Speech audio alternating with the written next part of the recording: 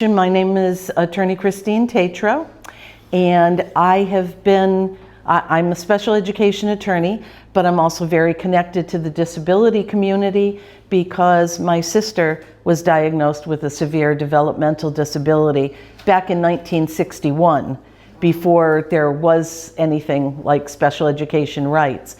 So I kind of grew up watching my parents, and particularly my mom, try to manage that and make sure that my sister got her rights. So that's how I got interested in this field in particular. I'm also a board member here at Jericho. So that's how we got connected here. Just a couple of housekeeping matters. There are bathrooms in the back, and if you need water, we can get that for you as well. This presentation is mainly for educational purposes. So it's not legal advice. In order for me to be able to give you legal advice, I would have to know more about your children's situation. And we'll talk about any questions at the end. Oh, what's going on? That's what's going on. Okay, so as far as the agenda goes, I have 4 main areas that I want to talk about. First is your right to evaluation of your child, like what are your rights in terms of asking for evaluations, and then your right to, when it comes to a team meeting, what are the parents' rights for that? Your right to reject a proposed plan, and your right to due process, which is what happens if you reject the plans that the district is offering. And even though this is like a legal presentation, I try to bring it more down to earth and tell you not just what your rights are, but how to go about exercising those rights.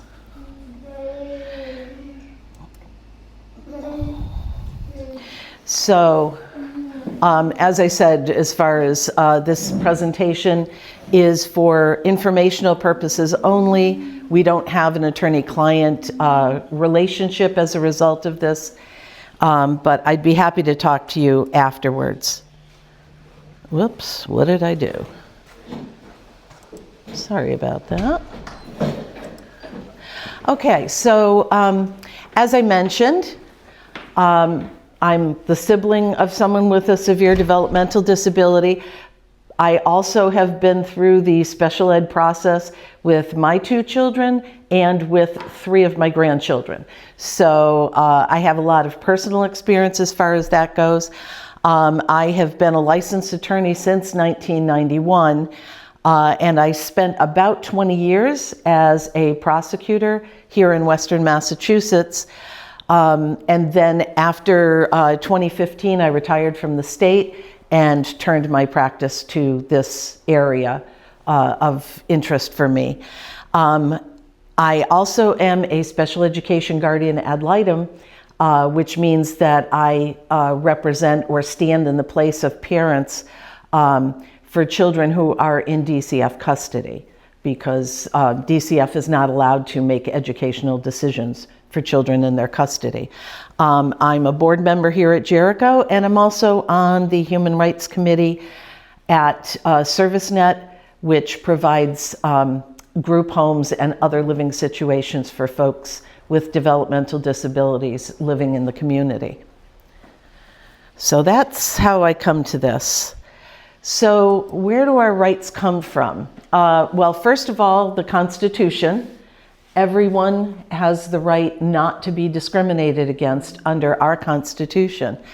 And more directly, we're going to be talking a lot about the Individuals with Disabilities Education Act.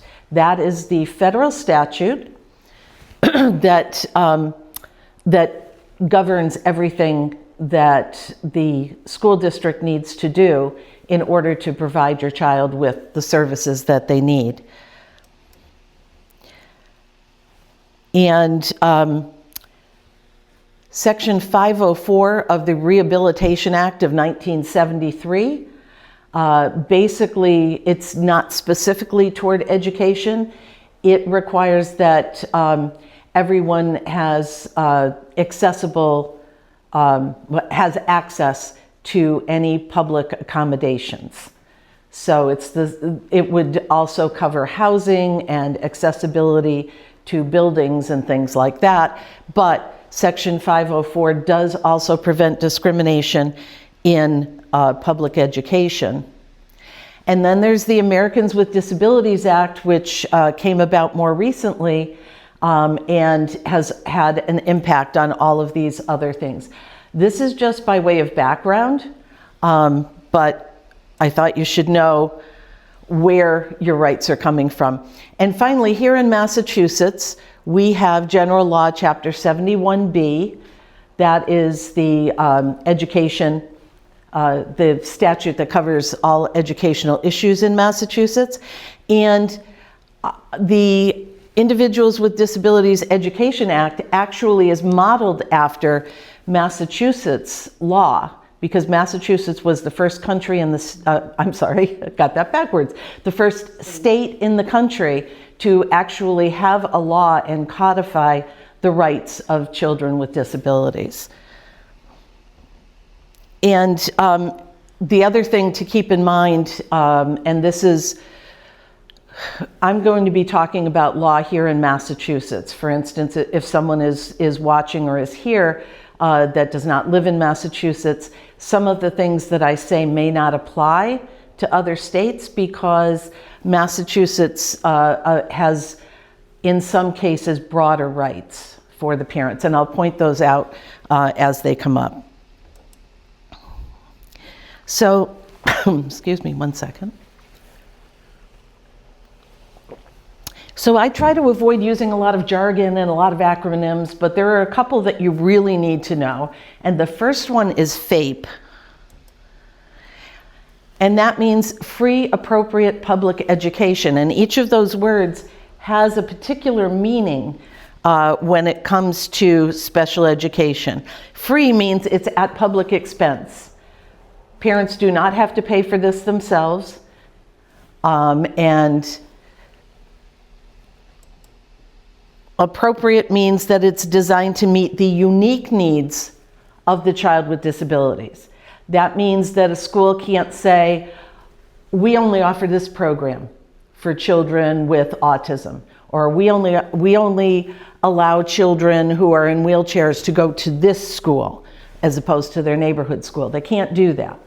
It has to meet the unique needs of the child with disabilities.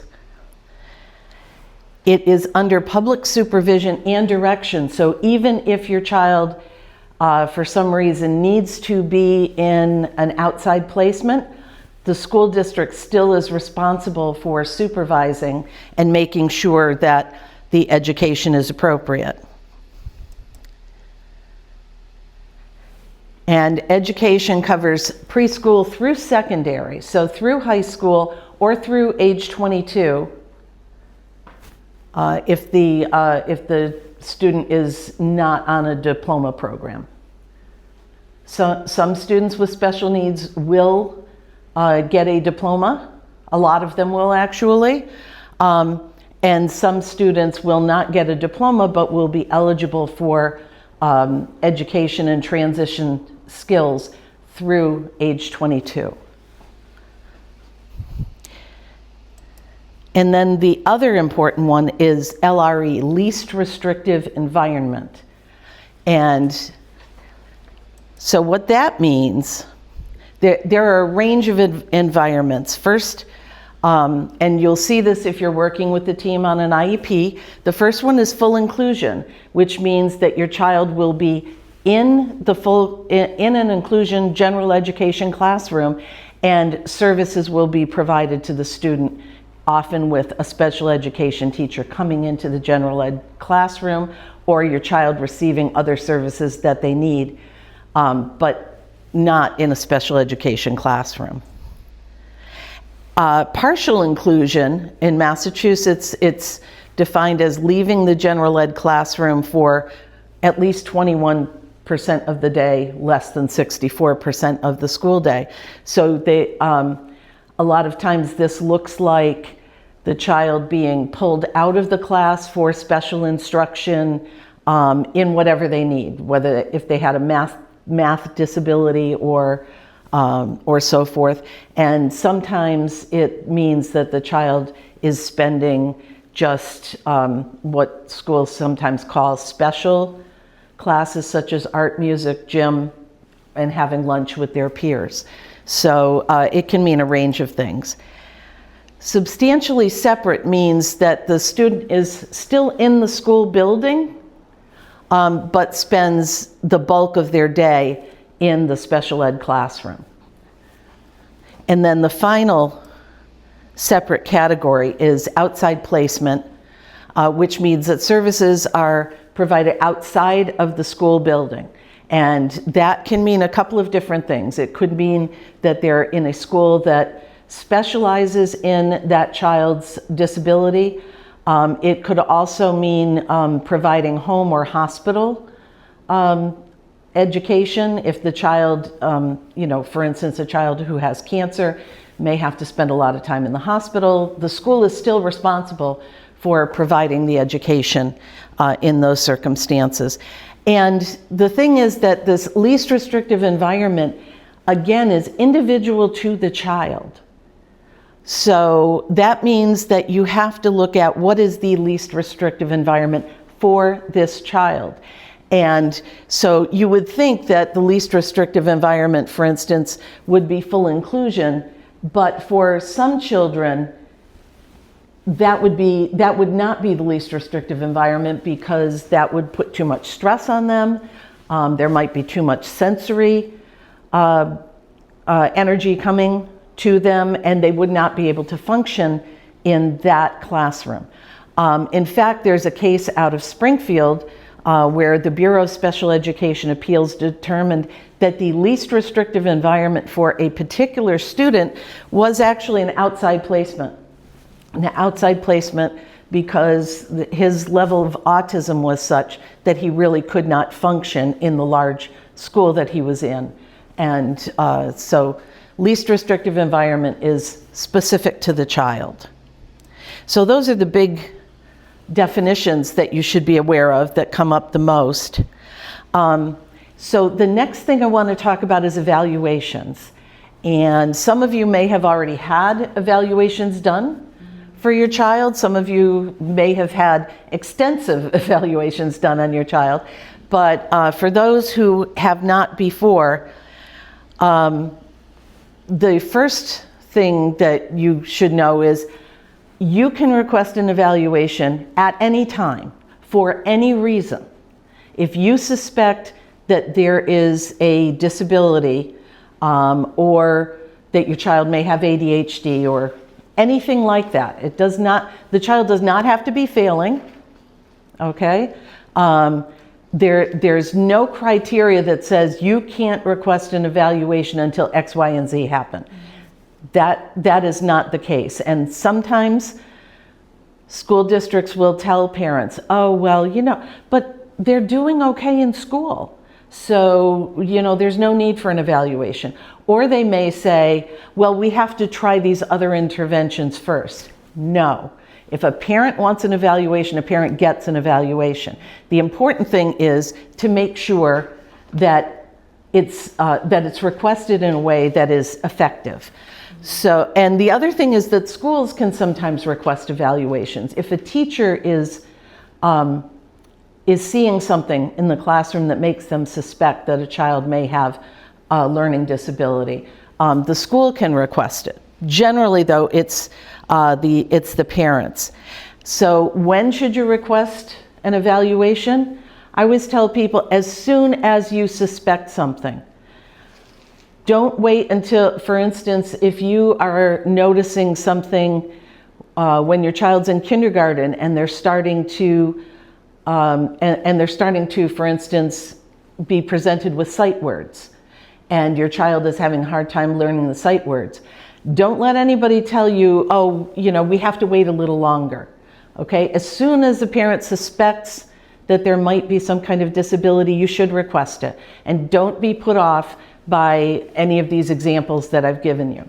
If you get any pushback, you just tell the school, I know I have a right under the IDEA for an evaluation, and this is what I want. The most important thing is put the request in writing. A lot of times when parents come to me, they say, well, I've been asking for an evaluation for years, and it just never is happening. But they've been asking the teacher or the guidance counselor, but they've never put it in writing. One thing that I will say over and over again is if it isn't documented, it effectively didn't happen. So make sure that you put it in writing. And importantly, when you submit that request, that starts the clock running. And the clock is important because, among other things, the clock runs on school days. So it doesn't count weekends, it doesn't count holidays, it doesn't count school vacations. So when I say they have to do something within 30 days or 60 days, that's 30 school days, which is effectively at least 2 months. So the sooner you start that clock running, the better. So here are some common questions that I've gotten. And I've discussed this a little bit already. The school cannot refuse to do evaluations. I've also had the question, can the school force my child to be evaluated? This sometimes comes where parents feel that their child is being unfairly targeted for some reason. The answer to that is no, generally. A parent has to consent to any evaluation. So when you put in that written request for an evaluation, the school is going to send you a consent form. And with the evaluations that they're proposing to do. And the parent has to sign off on that. So if you don't sign off on it, generally the school cannot do the evaluations. There is an exception to that, but the school has to feel very, very strongly that this child needs an evaluation and that the parents are mistaken. What they have to do is file with the Bureau of Special Education Appeals, and that sets a hearing process in place. It's almost like a trial. So where they would have to prove to the hearing officer that there's a need for this and that the parents are mistaken, which is a big deal, and schools do not often do that. It would have to be they'd have to have pretty strong feelings about that. What evaluation should you request? Now, when I start working with a family in the early times, I suggest that they request, I say all of it. Now, there are hundreds of different kinds of evaluations. I don't mean every evaluation. I mean various categories of evaluation. And the reason that I say all of it and not focus on just one thing is because often there are overlapping symptoms. A child with ADHD may also have anxiety. A child with excuse me. And so you want to address all of the issues that may come up, because if you're only addressing ADHD and, for instance, a child's behavior in the class, and you're looking at it only as an ADHD executive function kind of problem and not looking at the emotional aspect, then you may not be putting the appropriate interventions into place. And so that's why I request that. Now, a personal experience with this, I know a child who obviously had ADHD from a very young age, obviously had ADHD. And so that was what the school was addressing. And that's all they addressed in his 504 plan. By the time he was in about second grade, one of the things that they would allow him to do was he could step out of the class and take work with him if the class environment got overwhelming. The problem was that he was always getting anxious and taking this option, or the teacher was suggesting the option of him going out of the classroom whenever math occurred. And so years later, when the school finally gave a full evaluation, it turned out that this child had a specific learning disability in math, and so was getting frustrated because he couldn't understand what was being taught in math, and so he was getting antsy and anxious and was getting sent out of the classroom with work that he couldn't do, and he was missing instruction time. So by missing the fact that he also had this specific learning disability, it created a situation that compounded itself and took literally years. He did pass the MCAS, I'm glad to say. He passed the MCAS in 10th grade, including math, but it took years for him to recover those skills. So that's why I say, get it right the first time. So ask for everything. And at the end of this, I will be putting my email up, and you can send me an email. I have a sample letter that I'm happy to share with parents that says exactly what I want. Now, sometimes when you send that letter, the consent form that comes back, you want to make sure that it's covering all of the areas that you requested, because they may send you something back with their standard testing. There is a spot on the consent form where you can say, in addition to what you've put here, I want this specific testing. For instance, I think he has a math disability, or may have, I want this specific testing done as well. And the question comes up a lot, what if I disagree with the results of the school's evaluation? There are a couple of things that happen with that. The results of the evaluation are discussed at the team meeting, and those results impact both eligibility and what services the child may get. So that becomes important. And there are a couple of options for parents at that time. You can reject an IEP if you, or portions of an IEP, if you don't agree with the basis for why they're providing this particular service, or why they're not providing a particular service. And you can also ask for an independent educational evaluation, and we'll talk about that later as well.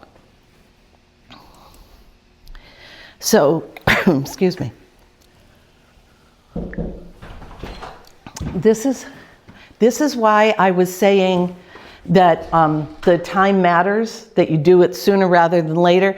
When you put that request in writing, it starts a timeline. Now, this is one of those places where Massachusetts differs from other states and from the IDEA. On day 1, the parent signs the consent. That starts the clock running. On day 30, all of the evaluations that you've requested must be completed. And then by day 45, a team meeting must occur. And again, those are all school days. Now, and another important deadline is that the district has to send the reports of the evaluations to parents at least 2 days before the team meeting. Now, again, that's 2 school days, but that's not always that helpful, because especially in a family where you might not have time to go through your child's backpack or look at your email until the end of the day, like after dinner and so forth. The school says, well, we sent it home on Wednesday. Well, you didn't get to see it till 9 o'clock Wednesday night. The team meeting is Friday morning. You have to work the next day. Maybe your child has sports or dance or something like that. When are you going to have time to review all of them, absorb what they're saying, because there's a lot of data as well as conclusions, discuss it with your advocate or your attorney if you have one. So 2 days, depending on the situation, can be a very short period of time. So the parents do have the option of extending that deadline. They can say, I need more time to look at these evaluations, And therefore, I'm asking that we postpone this meeting for, say, until next week or whenever we can all get together again. So what I typically do when I'm representing a family is I will make a note, day 30, those evaluations have to be done. I contact the school. There's usually one contact person in Massachusetts. Most of them call themselves evaluation team leaders, and that's the person that you contact to arrange everything. And I usually contact them and say, I know you don't have to give it to me until 2 days before the hearing, but if I get them 2 days before, not the hearing, I'm sorry, 2 days before the team meeting, but if I get them 2 days before the team meeting, I'm not really going to have enough time to go over them with the parents, and we're probably going to end up postponing this meeting.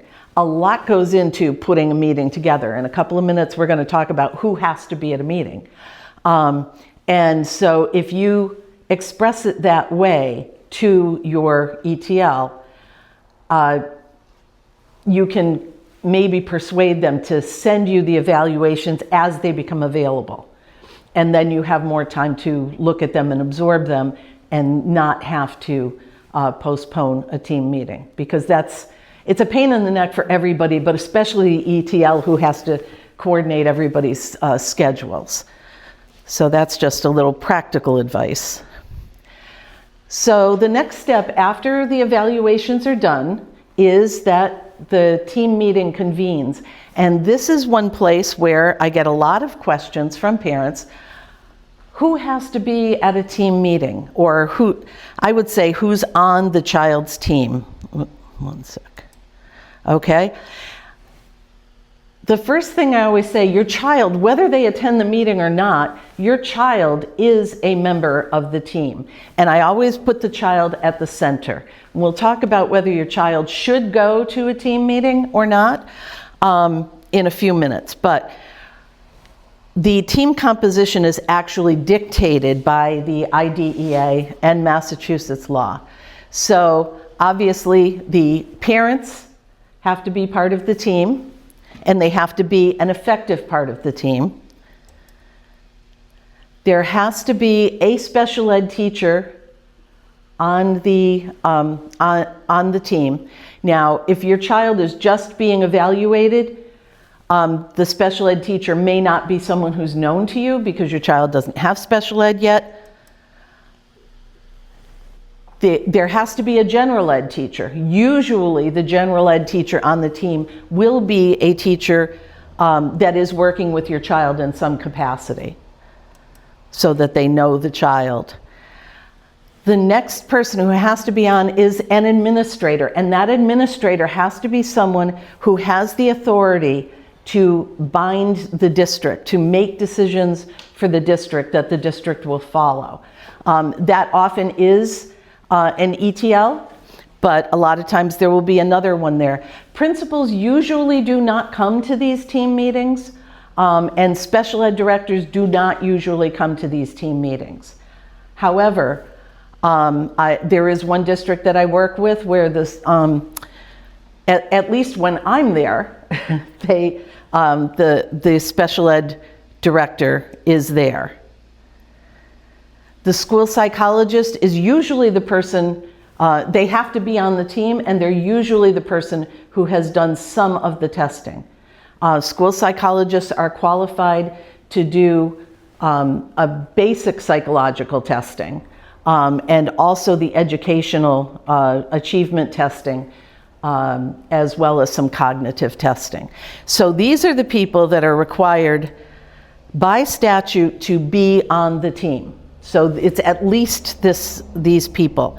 So when you get an invitation, and it usually will be by email, or sometimes they'll send it home with your parent, but with your child.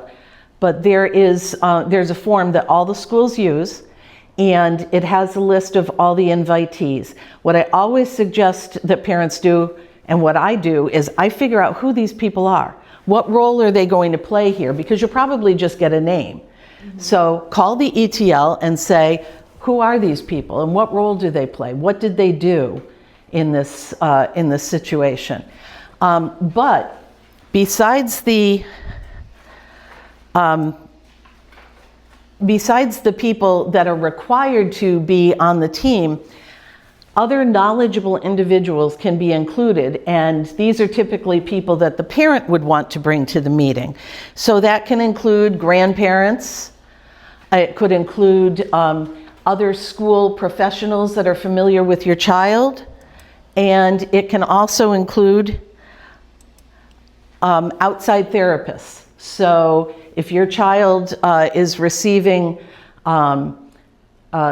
any kind of outside, maybe you have a home ABA, maybe your child is seeing a therapist, or if your child has a physical disability or an occupational disability, then maybe it's somebody from, say, Shriners Hospital that you're working with. You can invite anybody that is knowledgeable about your child that you think would be helpful in helping the team to understand your child. So I always encourage people to think of other people who might be helpful on the team. The thing is that you need to let the ETL know if you're bringing other people. Give them the names of these people and what role they play. This is particularly for practical reasons. You don't want to have them thinking there are going to be 6 people in a meeting and then you end up with 12, because you will probably end up in a space that does not accommodate those people. You want, at least you want to be physically comfortable.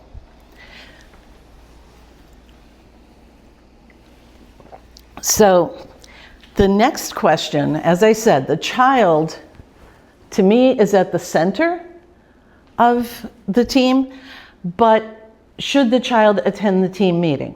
Now, this is the typical lawyer answer. It depends. It depends on the age of your child. These meetings typically last from 45 minutes for a short meeting to 2 hours or more, depending on the situation. So the younger child, you might just bring the child into the meeting and say, we're all going to have a meeting to see, we're all going to talk about, how we can help you at school, so that they understand that there's this team of people who are going to be helping them. And then let the child go back to whatever their routine was. As children get older, maybe what you would do is, after the team has made some discussions and they've made some decisions, bring the child in at the end and explain what is going to happen from here on out. And that would probably be around 3rd, 4th grade. You can start introducing them to that. But the child should be aware, as soon as they're able to, that there is a team of people who are working to support them. And you want them to understand that the adults are there to support them. By the time that a child is in high school, I would say. I've tried it with middle school, but it typically is too long even for a middle school child.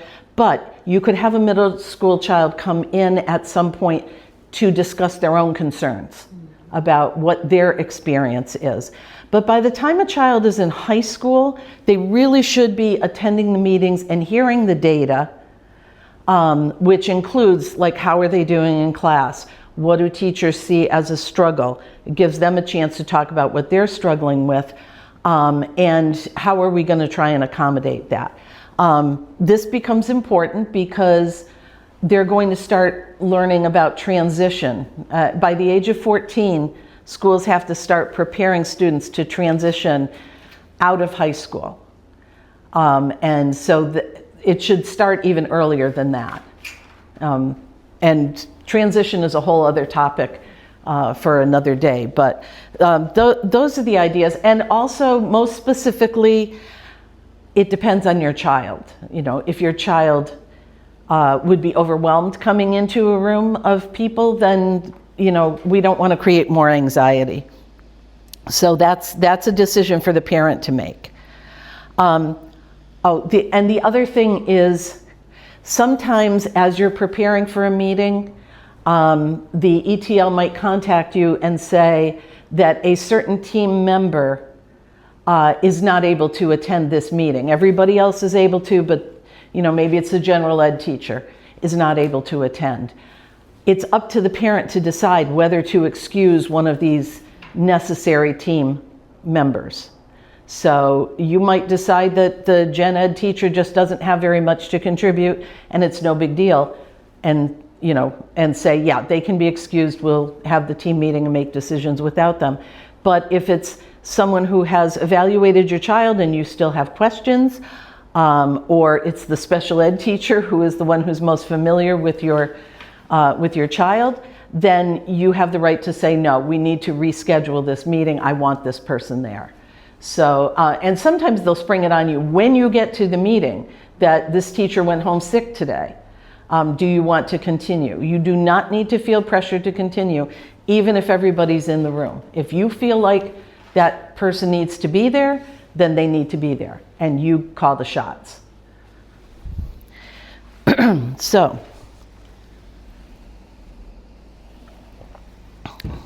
what are the parents' rights at the team meeting? And I'd like to just start with a little bit of perspective. At the team meeting, you are an important, critical member of the team. You are not there to sit and listen to the professionals, okay? You are an expert on your child, and most importantly, you are probably the only member of that team who is going to remain on the team with your child throughout their education. So you are not peripheral. You are not there to sit and just absorb information. I know it can be very intimidating to be in a room full of people who have a lot of letters after their names and so forth. But remember this, you have the power as the parent to make the decisions. It has to be a team decision. Now that doesn't mean unanimous, because sometimes it's not going to be unanimous, but you have a right to have your voice heard and to participate, and you do not have to defer to people with a bunch of letters after their names. You know your child, you know what's going to work for your child.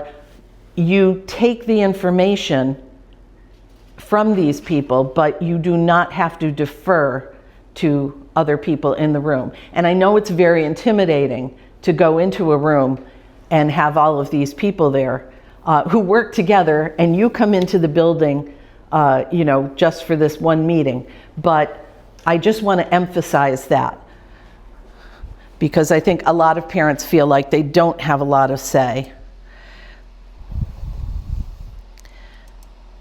So the first thing is that you have to have adequate notice. And adequate notice, there's no certain number of days or anything. Adequate notice is just a term like reasonable. So, for instance, they shouldn't be contacting you the day before and saying, can you come in for a meeting, unless it's an emergency, okay? Usually, especially where you're following the timeline of 30 and 45 days, they should be working on that and giving you plenty of advance notice of a meeting. And if that time doesn't work for you, then you say, no, that time doesn't work for me. That's not enough notice for me to get time off from work, to get someone to look after my other children, or whatever it is that's in the way. They also have, related to the first, you have a right to request a date and time that is convenient for you. And we discussed this. You have the right to be notified who will be present at the meeting and what their role is in that meeting. Usually they just give you the list of names, so you have to do a little digging, but you have the right to bring others to the meeting, as we discussed. You have a right to receive the reports of evaluations. And you have the right to have evaluators make recommendations for services, accommodations, or interventions. And sometimes this, you'll get a report and you're reading through it and okay, so great, we've got all of this data, and now what does it mean? And what are your recommendations based on what you've seen? And you'll get to the end and it will say recommendations will be discussed at the team meeting. It's not really the way it's supposed to happen. So if you get something like that, then you should push back and say, I'd really like to see what this person's, because this person as a professional, having read through the data, does not need to wait for the day of the team meeting to make recommendations. The team doesn't have to adopt all their recommendations, but you should at least know what they're going to recommend at the team meeting. And there's no logical reason why they shouldn't give that to you. You have the right to ask questions of the team members. And sometimes as the meeting is rolling along, the ETL might forget that you have the right to ask questions. And that's one of the reasons that you want to have sufficient time to go over the evaluations, because as you go over the evaluations, you should be able to write down some questions that you have for each evaluator. And sometimes, by the way, that question can just be, what does that mean? Because a lot of times there's jargon in there, or they'll give you data that says, the person is in the 16th percentile for this. What does that mean? That you might understand it or you might not. It's okay to ask an open-ended question. What does that mean for my child? What does that look like in the classroom? You have a right to participate in the decision of the team. Now, like I said, everybody gets a vote. It doesn't mean that the team meeting or the team decision necessarily goes the way that you want, and we'll discuss that later. But you have a right to have a vote and not just sit there and listen. And you will have a right to receive written notice of any decision by the team, and that is supposed to be sent out immediately. And again, immediately has kind of a broad term, like reasonable. If your meeting ends at 3:30 on a Friday afternoon, you're probably going to get the written notice the following week.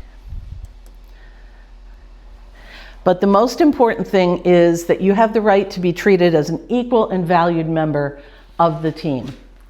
And I hope I've emphasized that enough. So basically, what happens at a team meeting? It's helpful to know what to expect when you're going into the meeting so you don't feel overridden or overwrought. Typically, they start with introductions. And this is another reason to find out in advance who's going to be there and what their role is, because I find this to be, myself, one of the more difficult parts of the meeting, because everybody kind of goes around and says their name and what they do. So I'm Mary Jones and I'm the school psychologist. I'm Joe Smith and I'm the special ed teacher. And you're trying to write down who these people are. So that's a good reason to call ahead and find out who these people are. And then you can spend your time, making the connections, names to faces and that type of thing. Because otherwise it's really easy to lose track of who's whom and what are they saying, who is this person who's making these statements, and what's their basis for knowing it. Typically what happens after that is a discussion of the reports. And that discussion should include any questions that you might have. And that tends to take up a bulk of the meeting. So if you have a lot of reports that are coming in, especially for an initial evaluation, look at your invitation and make sure that they've allotted enough time. If you have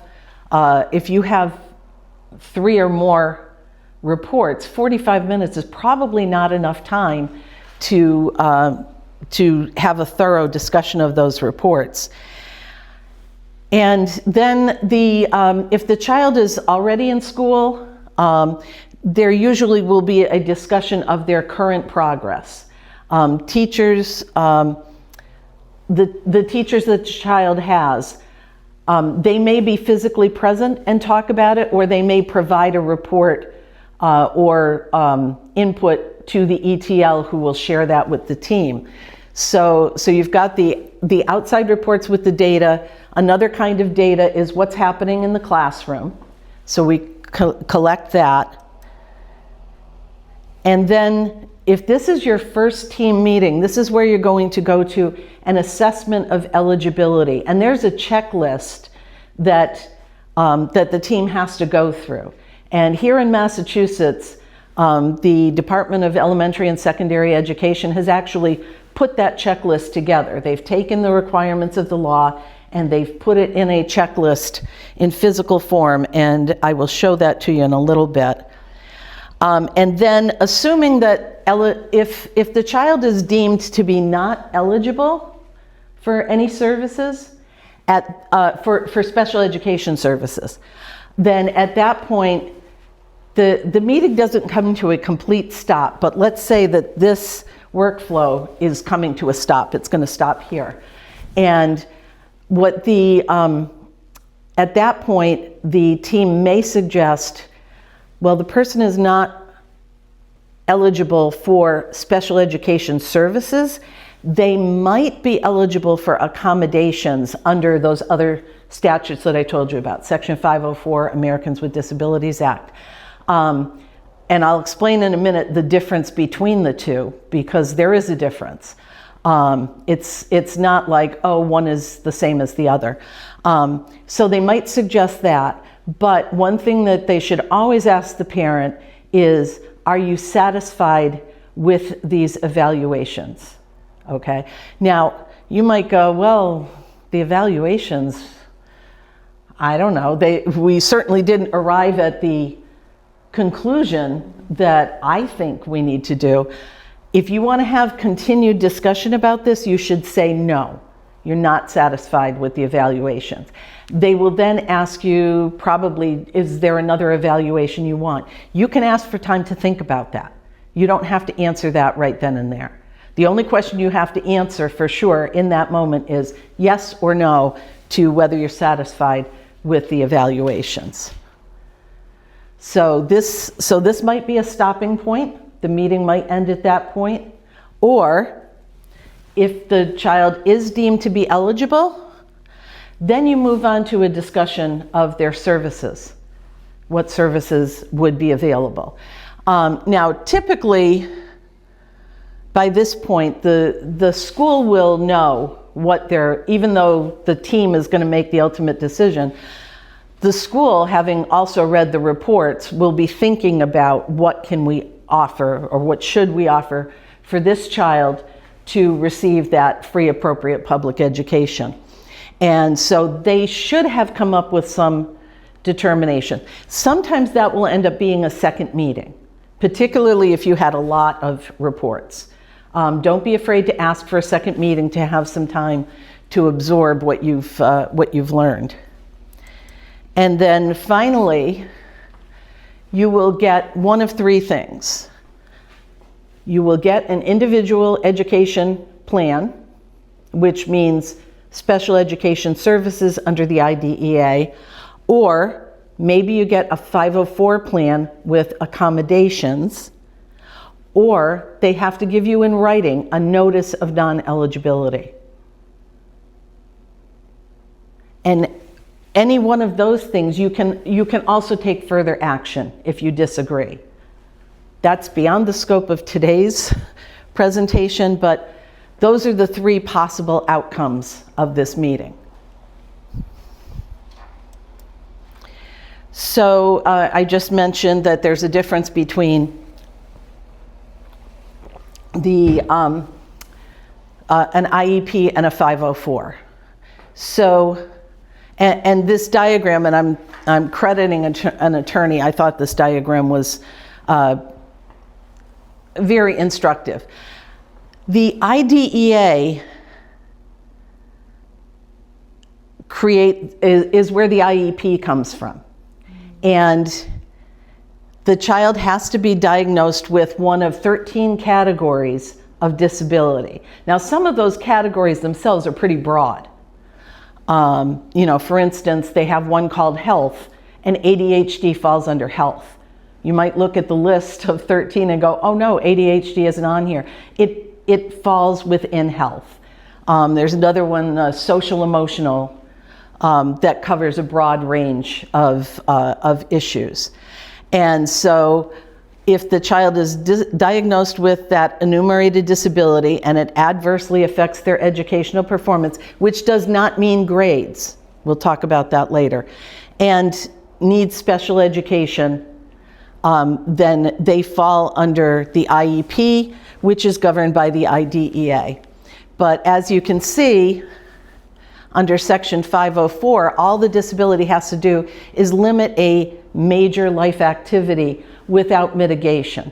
So it may be that the ADHD is not adversely affecting their educational performance, but it is affecting them in some other way. For instance, that they can't sit still in the classroom, which means it's impacting their relationship with their teacher and with their peers and so on and so forth without mitigation. So that means the school can't say, for instance, if the child has ADHD, well, if you would only put them on medication, we wouldn't have to deal with this, okay? The school cannot require you to medicate your child with ADHD if you don't want to. I am not opposed to medication. I've seen it work very well for some kids.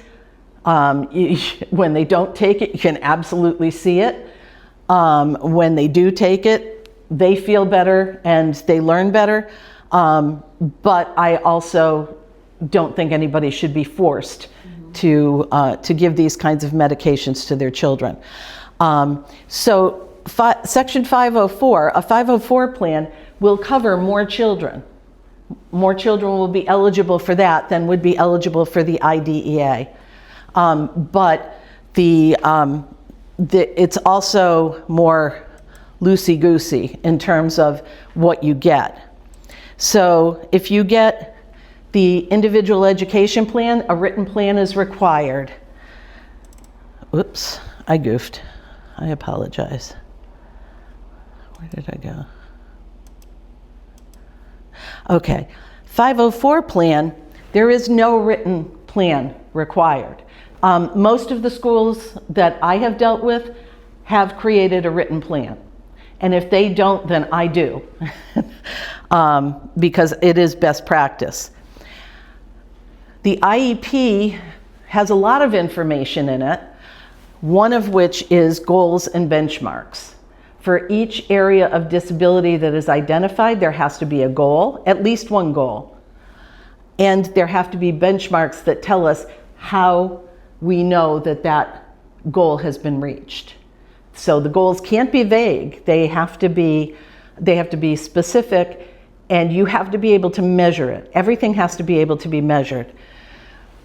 Now, again, that's not required for the 504 plan. The 504 plan just lists accommodations that are going to help the child. Also, progress reports that are pinned to the goals, that are related to the goals, are required. And those have to be delivered basically with the report cards. So if your school is on a quarterly system, then you should be getting a progress report every quarter at the same time that report cards are given out. If your school is on a trimester system, then you would get them 3 times a year. So right now, for instance, most of the schools in Western Mass, I believe grades came out yesterday for the second quarter. So one of the things I'm going to be doing next week is contacting all of my parents whose kids are on IEPs and asking if they got the progress report. If they didn't get the progress report, I'm contacting the school and saying, where's the progress report? Like I said, I'm also a guardian ad litem for kids who are in DCF custody. So I, as the essentially surrogate parent, will be calling all of the schools and saying, I need the progress report. And that's something you as a parent should do. Report cards come home, you should be getting a progress report. Progress reports are not required for a 504 plan.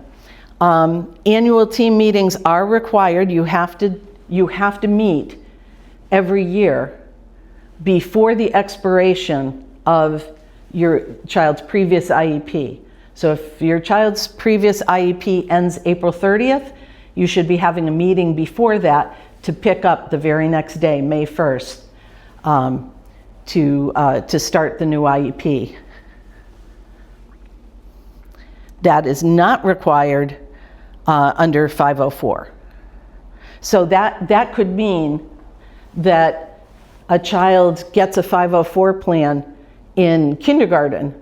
If you don't have regular meetings, that 504 plan could follow them all the way through. As one of my GAL assignments I received when the student was in high school, and his 504 plan was back when he was devised back when he was in like first or second grade. And because of a physical disability he needed help with toileting.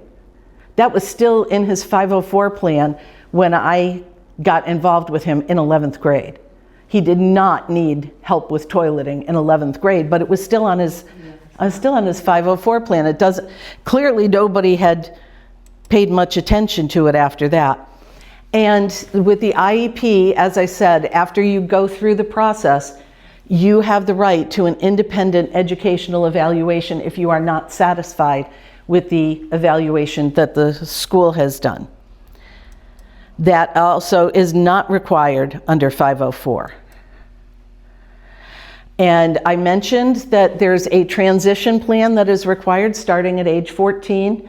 It's a very specific process that the school is expected to go through, and they should be involving you as well as the student. Again, that is not required for a 504 plan. But just because it's not required doesn't mean that you can't request it. You can and should request, well, they won't do goals and benchmarks, but you can request an annual team meeting. You can request that written plan, and excuse me. So, like I said, the 504 it's broader. But as you can see, it has lesser requirements for the school. And the other thing is that the 504 plan is, well, actually IEPs too, but IEPs, because of the structure that is set up around them, they're much more likely to be followed. 504 plans, like I said, sometimes nobody ever looks at them again as the child goes through. They are supposed to be given to every teacher, and every teacher is supposed to be accommodating them. I've had a couple of times when parents have told me and students have told me that, you know, Ms. P says, no, I don't do that. Like a kid might need headphones if they're if they have like sensory issues with sound. That would be in their IEP, that they're allowed to put on headphones when they don't have to be listening to the teacher. And, you know, Ms. P doesn't like that. Ms. P doesn't think that I should be, you know, I mean, some teachers are just like that, particularly old school teachers, but they can't do that. It's required by law, and they have to be reminded of that. And I do find that kids will much more often report that certain accommodations are not provided for them. And that's another reason for a child to be involved in the team, you know, at some point, is so that the child is aware of what their accommodations are. The accommodations do no good in the moment if the child doesn't know that they're entitled to that accommodation. So if the team does not bring the child in and you have a 504 plan, you should sit down with your child and say, look, this is the piece of paper that your teacher has. So in this situation, you should be, for instance, allowed to take a movement break. or you know, if it's starting to get too noisy in the classroom, you should be able to put on your headphones. Really, the accommodations, that child doesn't have to be the only child in the classroom. Some teachers have a few sets of headphones in the classroom for anybody to use that they want. So, you know, you need to educate your child as well that this is in their plan, so that they know what they can ask for. So I mentioned that there's this checklist of how do we decide whether we end up with an IEP, a 504, or nothing. And this is the top half of the checklist that the state requires us to use. And these are, excuse me, I'm going to move over here. These are the categories. Like I said, some of them are very broad. Neurological could cover epilepsy, or it could cover something else.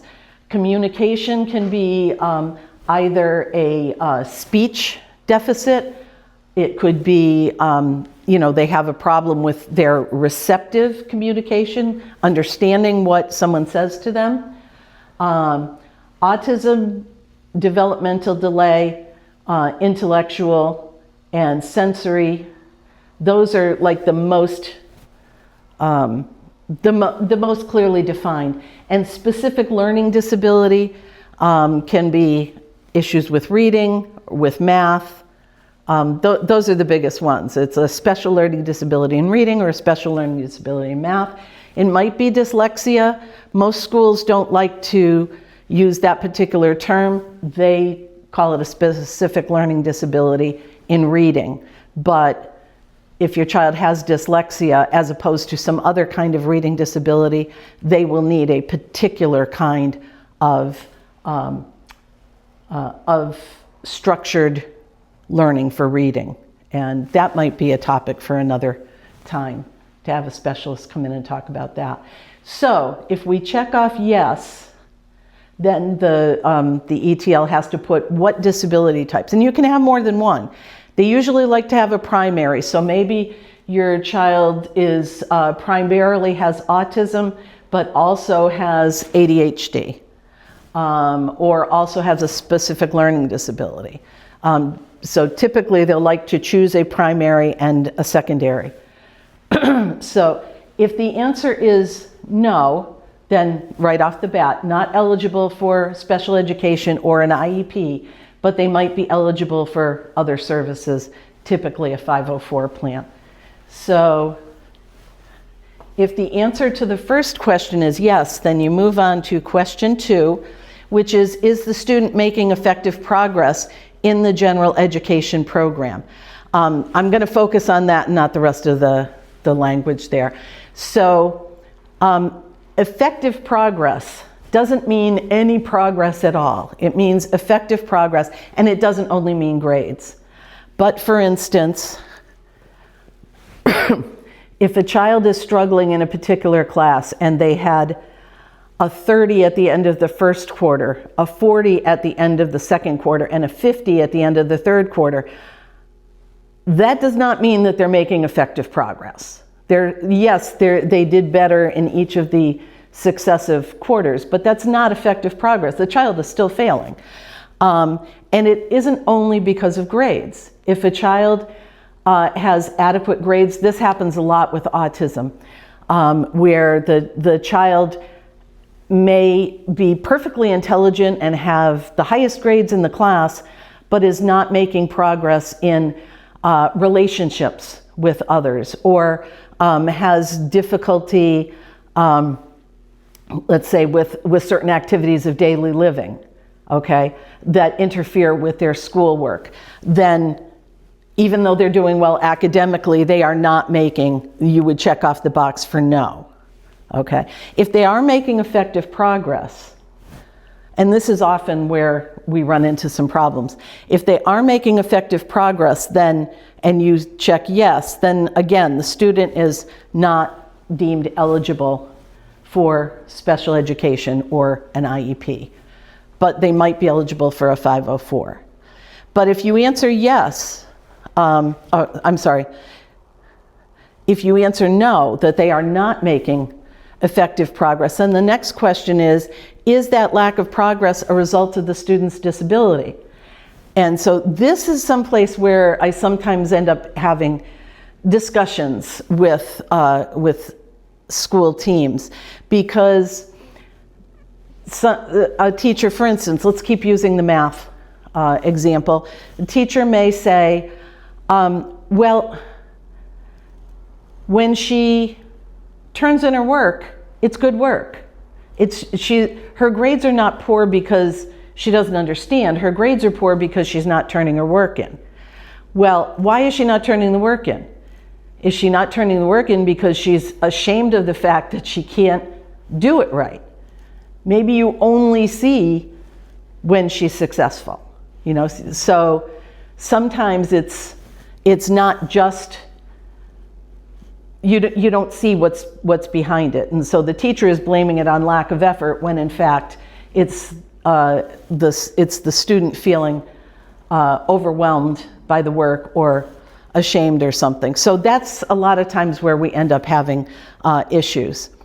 So, but if you determine that, yes, the lack of progress is the result of a disability, then the next question would be, does the student require special ed or related services to make progress? If you answer no to any of those, the 2B or 2C, then you end up with the student not being eligible. So, and then this is the very bottom. If the student requires the special education, then yes, the student is eligible for special education. And this form will go in the child's folder. And again, there's another question which I don't think I didn't copy it because it's just off to the side, and that's where the parent can say, no, I'm not satisfied. So, oh, good. Okay, so let's assume that you've gotten through this process. If you've gotten through this process and they say no and you disagree with that, that's a whole other that's a whole other class, a whole other discussion. And I'll just take a little aside here, because people often ask me, what's the difference, or when should I get an advocate? When do I need an attorney? Like, what's the difference between the two? Basically, I suggest that anybody who is starting out, like their first time dealing with the school and trying to get services for their child, I suggest an advocate for everybody, because you just don't know what you're walking into, and the advocate can walk you through it. And then maybe from there on out, the parents are fine to handle it. Anytime that you feel like you are not able to handle it yourself, then you should be going with an advocate. I always recommend you start off with one, because they can, walk you through the initial process. If you get to the point where you are in a real disagreement with the school, and the school isn't budging, for instance, you get down here and they say, no, your child is not eligible. You can keep on talking to the school for a little while. This is not necessarily the end of the line. You can keep talking to them. You can bring in an advocate. You can try and work it out. But if you believe that your child is in need of some kind of service and they're not getting it, and the school is being firm, then I recommend you get an attorney. Because, like I said, if they decide no, then you have a whole other path to go down, which includes maybe scheduling a hearing with the Board of Special Education Appeals. And historically, statistically, parents do much, much better if they go to the Board of Special Education Appeals with an attorney, as opposed to representing themselves, which you absolutely can do, or even with an advocate. So that's what I would suggest as far as that goes. So from here on out, we're going to assume that your child has been found eligible. And so what happens next? First, you want to talk about all the ways that the disability affects the child in the educational environment, okay? Not just if they have a specific learning disability, you know, how are we going to attack that? Because it may have also had an impact on the child's social emotional development. And so you want to look at all the ways that the disability affects the child in the environment, and you have to create a goal for each area affected. I mentioned before that you can, for each area of disability that's identified, that you have to have a goal. You can also have multiple goals under one. For instance, if a child has a specific learning disability in reading, they may also need a goal in writing, because those two are so closely aligned. If it comes to a 504, then you want to decide on the accommodations.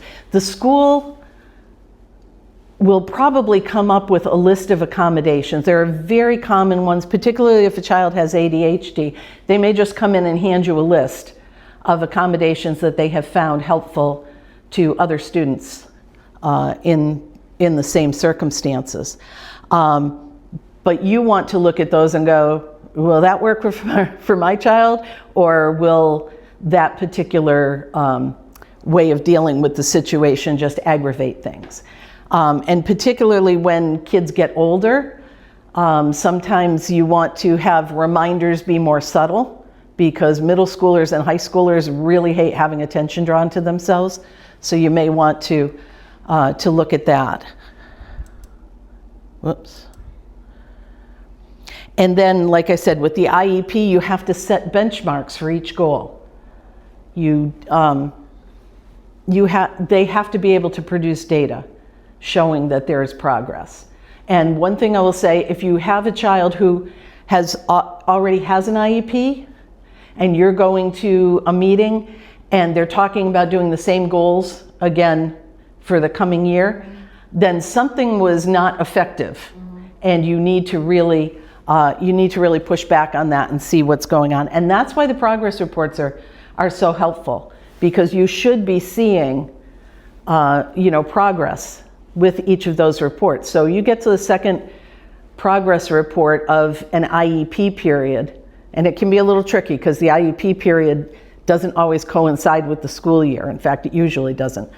But if you get to the middle of the IEP period and the child is still only performing, whatever the task is, 10% of the time, when they're supposed to be able to do it 80% of the time by the end of the IEP period, then you know that you're probably not going to make it.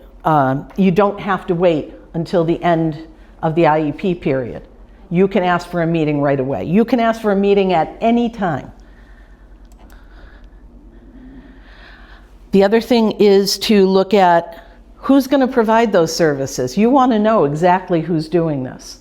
Is it going to be the special ed teacher that is, and is the special ed teacher coming into the classroom, or is the child stepping out of the class for this? And again, we strive for the least restrictive environment. The school is supposed to strive for the least restrictive environment. So that's something you want to keep in mind. Do you want those services pushed in, or do you think your child would do better with the services outside of the classroom? And a lot of schools do this. For instance, all the kids are exposed to the same concept in the math class, and then kids who need additional help, like when it's time to actually practice the work, they will sit with a special education teacher who will reinforce those concepts and help them to accomplish the work. And they're the ones who would be determining the progress.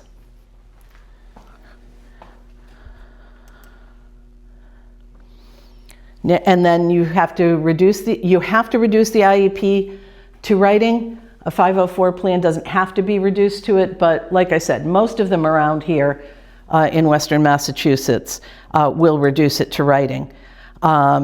and then they will send it to you. They have to do it within 5 days. There's new guidance from DESE that says it has to be sent to you within 5 days. It's been months now. Yeah, exactly, exactly.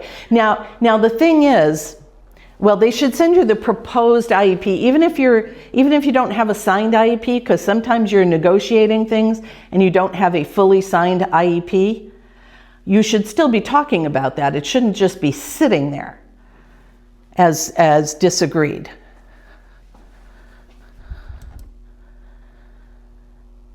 And then the parents will review the proposal, and the parents decide what to accept. So, like I said, the parents don't have the absolute say in the team meeting. The team can basically take a vote, and majority rules. But when the IEP or the 504 plan is written, the parents decide what to accept. Now, I haven't had a lot of parents declining a 504 plan because you've usually had a lot of input into that. And it's usually agreed upon before the meeting is over. But with a proposed IEP, you have 3 options when it comes to that, and we'll discuss that in just a minute. If you decide to, well, you sign and return the 504 or the IEP plan back to the school, and what happens after that depends on what you decide to do as far as signatures. And then the plan for the student should be implemented immediately. So when the parents and the school disagree,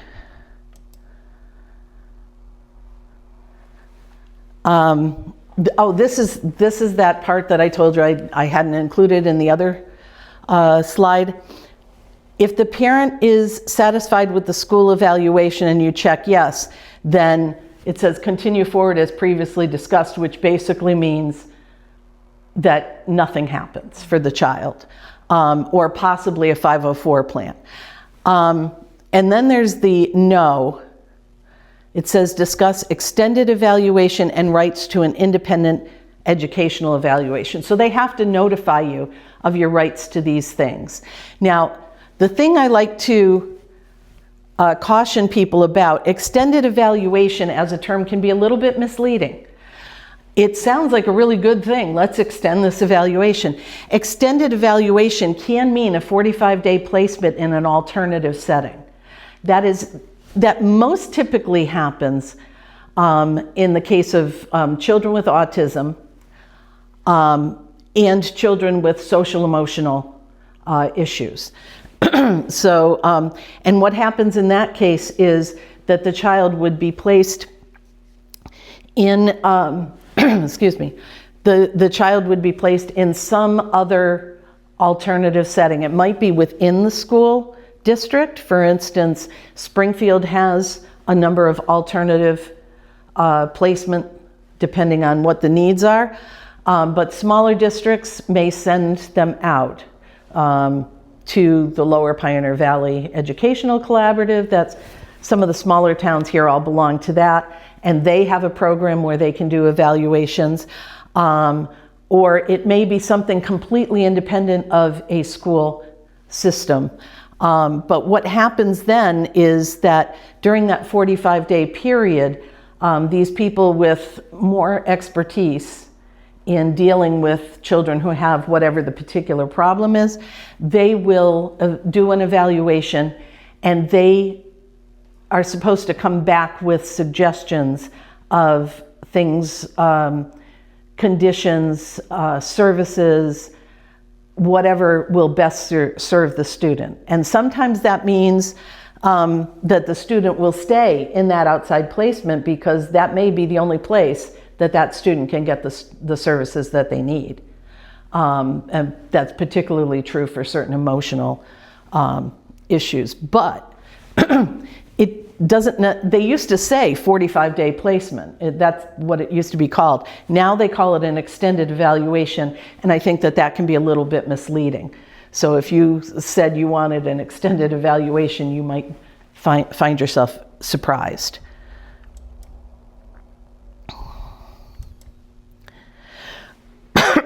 So we talked about They have to deliver the proposed IEP within 5 days of the meeting. You can accept or reject the proposed plan and the proposed placement. You can accept one and not the other.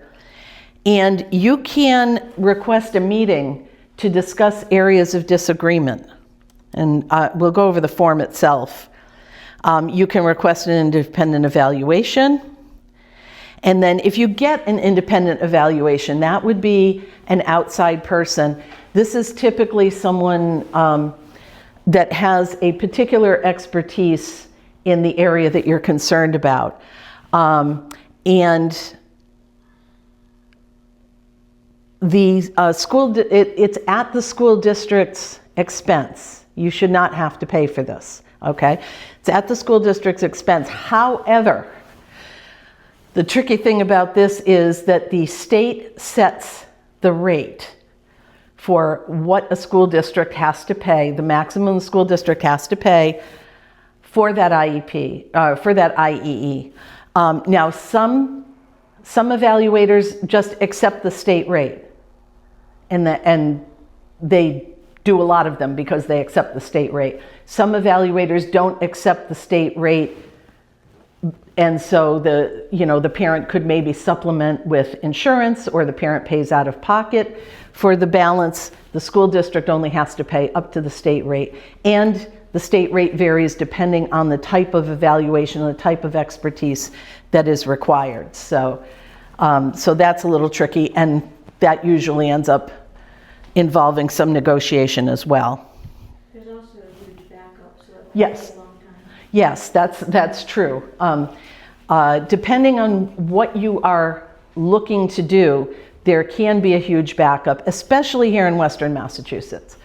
Like everything else in the state, we do not have adequate resources when it comes to people who are available to do these. So, sometimes you will end up traveling to Worcester, to Boston, the South Shore, to find a good evaluator.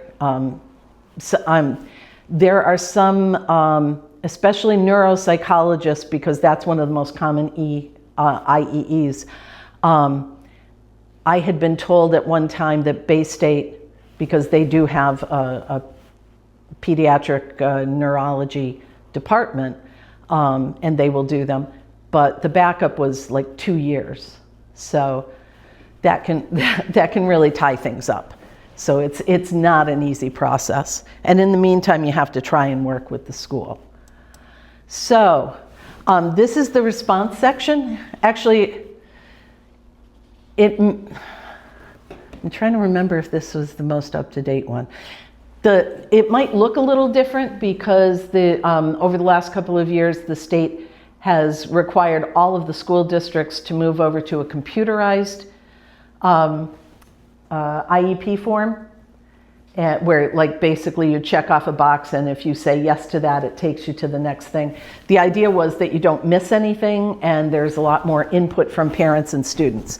However, and there are 3 different companies that have produced the IEP forms. So depending on which company your school district is using, it might look a little different than this, but the basics are the same. Excuse me. Before they send it to you, whoever is authorized by the school district to bind them will sign this and date it, and then they'll send it to you.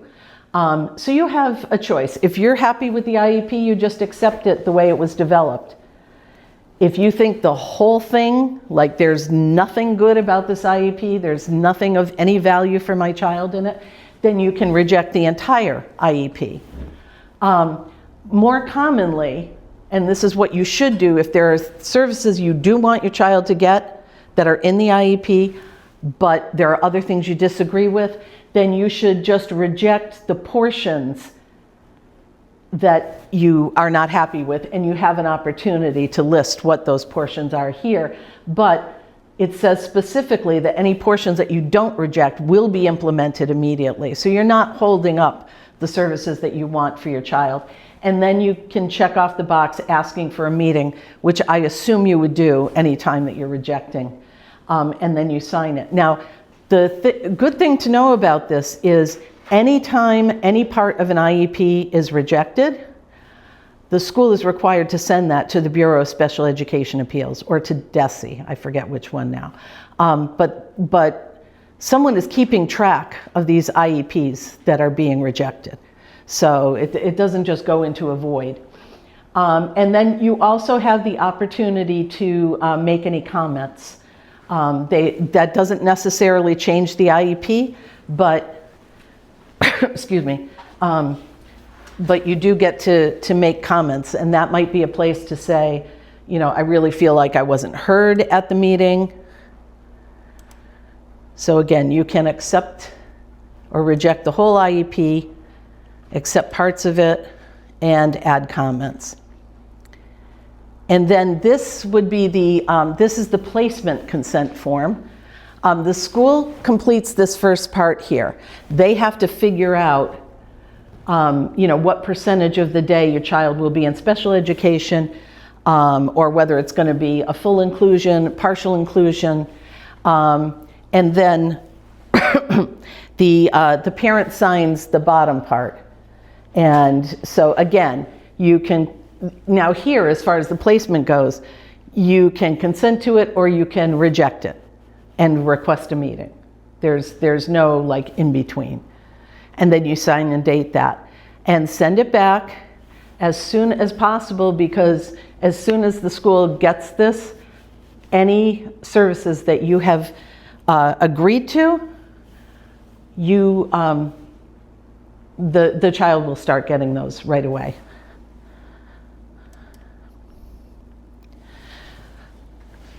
Now, if you have reached the point with the school after trying to meet with them and iron out differences and you still are not able to, then you have options called due process. Now, the first one, and probably the easiest one to implement, is the DESE Problem Resolution Service. Now, there is a form to be filled out. It is on the DESE website. If you typed in DESE Problem Resolution Service or DESE PRS, the form will come up to you. You can fill it out. I believe it's now a fillable PDF, so you can fill it out online, or you can print it out, or you can, like, I have a template because I do this sometimes for families, and I just have a template that I use. As long as you provide the information that they need, the form itself is not the critical thing. Now, the problem with the DESE Resolution Service is that, one, they're really slow, although they are getting better, but they have had backlogs of more than a year with these things. And two, the people that are working at it, and I don't mean this in any way to disparage anybody, but not all of them are, they're trained in, for lack of a better word, bureaucracy, okay? They are only looking at whether the school followed the state law, the regulations, and the school's own policies and procedures. So they are not looking at whether it was fair, whether it was right, you know, that kind of thing. So there's limited, in my experience, effectiveness with it. It can take a long time, and what they come back with for solutions are often more systemic than helping the individual child. So that's, it's not nothing. It does put the school on notice, and it puts DESE on notice that there's a problem. And if DESE starts seeing a pattern with the school, then they will intervene. Another thing you can do is a facilitated IEP meeting. And what happens there is that the Bureau of Special Education Appeals will send a professional, kind of like a mediator, but not quite to that level yet, who will kind of try to get down to what are the biggest problems here. This can be helpful if you feel like communication is lacking, okay? If trust is lacking, then I wouldn't recommend this, because is not really going to help. But if you feel like communication is lacking, you can ask for a facilitated IEP meeting. Mediation would be the next step, where a mediator will talk with the family and then talk with the school, go back and forth and try to come up with a mediated solution, which is usually something nobody's completely happy with, but it's something everybody can live with. And then that is reduced to a contract. And each party has to abide by whatever is in the contract. So, assuming that you sign it. And then you live with that. And that may lead to certain provisions being placed into an IEP, or it may lead to certain accommodations being made. But really the most common way that, that folks appeal is by going to the Bureau of Special Education Appeals and having a hearing. And I won't go into all of that. We could do a whole separate thing on how you handle a Bureau of Special Education Appeals hearing, but there's quite a few steps in that as well. So these are kind of the, I guess the mantras that I live by when I'm serving families is I insist on the school treating the child as a person, not a number. Look at the needs, not the labels. So, you know, you can argue about whether something falls under a particular category, but my concern is the child getting their needs met. So, and services, not just placements. You know, so those are the things. So, and again, making sure that it's your child's individual needs that are being met. I totally support inclusion as an educational goal. I really love to see inclusion when it works well, but again, it's your child, it's your decision, and that's why we call it an individual educational plan. So we do have time for questions, and so if you have any questions, I am happy to answer them for you as much as I can. So